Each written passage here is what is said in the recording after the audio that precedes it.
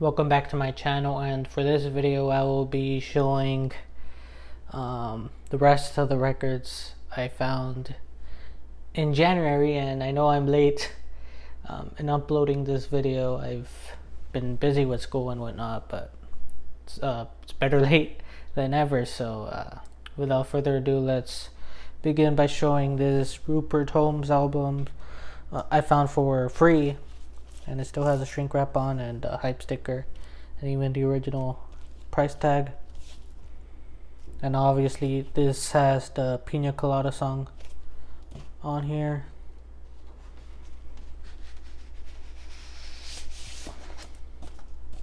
Does have the inner sleeve, and yeah, the record is very clean. Just has like some stuff stuck on it, but could be easily wiped out. But yeah, this was a pretty good find. Another record I found for free at another record store was this Asia album, and it's not in the best shape.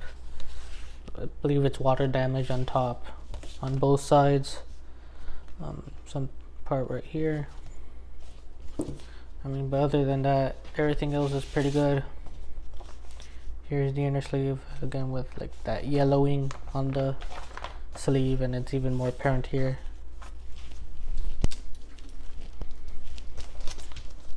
But I couldn't pass this up because this one's like very clean and no scratches or nothing, and it plays very good. The next record I'll be showing is The Doors' Greatest Hits, and I believe this came out in the early 80s. And yeah, I got this for $1. Doesn't have the inner sleeve it came with, and the record itself is decent. It has seen better days. There's like some scratches all around, but it does play very decent. And I just found this from the records that I have here, and I forgot to show this in my 7-inch single video. But yeah, I have this Jackson 5 like cardboard single with I'll Be There, Never Can Say Goodbye, and Mama's Pearl. And I'm very scared of playing this because, as you can see, there's a crease, and with these records, like any imperfection, it will mess up the stylus. So I'm not gonna play it, and as you can see, I did get it for $1, but it's still very cool to actually have one. Here is Janis Joplin in concert, and like a cardboard feel on this record. Some like discoloration right there, and some seam splits. Then it shows a full picture of her and gives some information about the album. And I think I'll just show one inner sleeve since I think they're both the same. But it has the inner sleeve kind of newspaper style right here, advertising all the other albums. And this is a 2 LP set, and I'll just show one disc. And yeah, for $1, I think this is pretty decent. So side 1 and 4, and the other one is side 2 and 3. Here's Eric Clapton's Slow Hand, which was also $1, and it is a gatefold. Some pictures, and you could reveal the other side like this.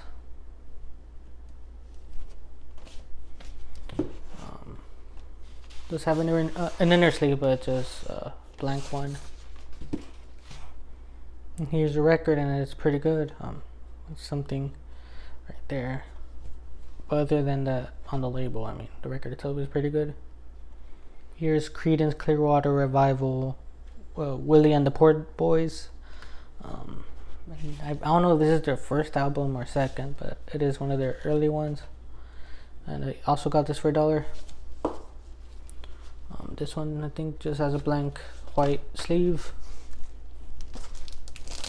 It's on the Fantasy label, and again the record is pretty clean. There's like a speck right there that doesn't want to come off. Hopefully it's not like a actual like dent on the record. But yeah, other than that, it is pretty good.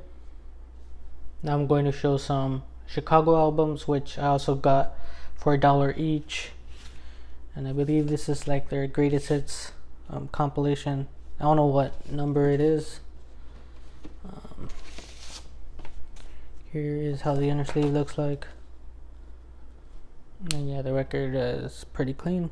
There's like a little mark there, but doesn't affect the music. Here is Chicago 8, and it does have half of the shrink wrap on, and I like also has the hype sticker, and it is missing the iron-on patch and the poster. It just comes with the record. And the sleeve.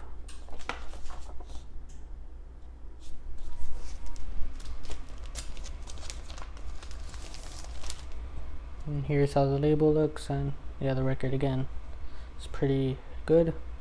So the last Chicago album I'll be showing is Chicago 16, and again also this one has the inner sleeve and a hype sticker, and this one is missing the inner sleeve.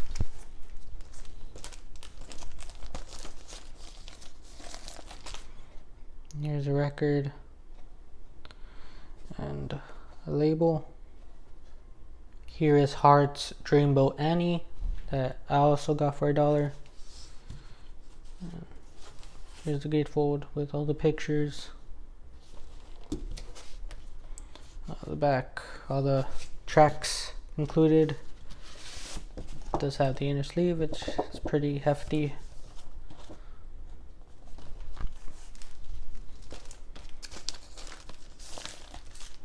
And here's the record with the mushroom on the label. Here's another $1 album, and this is Foreigner's Agent Provocateur, and the shrink wrap is pretty dirty. Like, I don't know why it's like that. Here's the other side, the inner sleeve, and obviously I think their most famous song on here is, where is it at? Oh, I want to know what love is.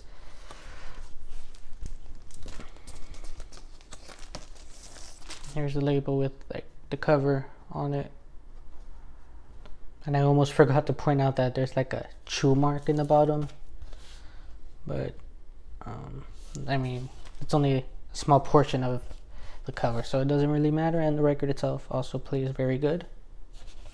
Here is Pat Benatar's Benatar Live from Earth, which I also got for $1, and I thought this was a compilation album, and I believe it's like kind of a mix between a compilation album and a live album.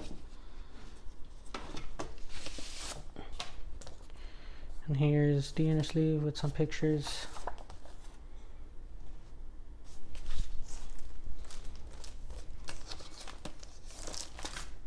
And this is on the Chrysalis label. And the final album I'll be showing is Supertramp, and it's called Breakfast in America. And it's kind of rough on the bottom, but other than that, it's pretty good. The inner sleeve, and I think the only song I know is Goodbye Stranger. I know in The Office, Michael Scott does make a rendition of the song called Goodbye Toby, and that's why I know this song, and I'm not really familiar with the other songs. And here's the label, which is actually pretty cool, again like the album cover, and it shows the back of that woman on the other side. So that is it for this video. I thank you all so much for watching. Again, I apologize for not uploading this much sooner. It's almost gonna be March, and yeah, this is something I should have released like early February. But again, I thank you all so much for watching. I do hope you consider subscribing to my channel, and I do hope to see you next time.